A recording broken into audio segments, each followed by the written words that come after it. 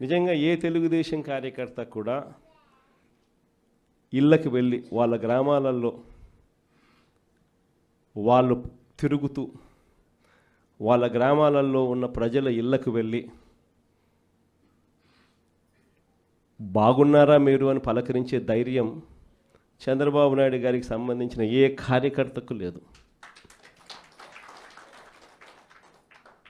కారణం, చంద్రబాబు నాయుడు గారికి సంబంధించిన ఏ కార్యకర్త అయినా కూడా ప్రజల్లోకి వెళ్ళి వాళ్ళ ఇళ్ళ దగ్గరికి వెళ్తే ప్రతి ఒక్కరికి కూడా వెన్నులో భయమే.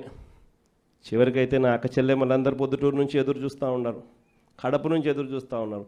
ఏదో ఉచితంగా బస్సు వస్తుంది, ఏదో విశాఖపట్నం పోయి రావచ్చు కదా, పొద్దున పోయి సాయంత్రానికి వెనక్కి రావచ్చు కదా అని చెప్పి అటువంటి చిన్న చిన్నవి కూడా పట్టించుకోవడంలా, దానికి కూడా దిక్కులేని పరిస్థితిలో ఈరోజు రాష్ట్రంలో పరిపాలన సాగుతూ ఉంది.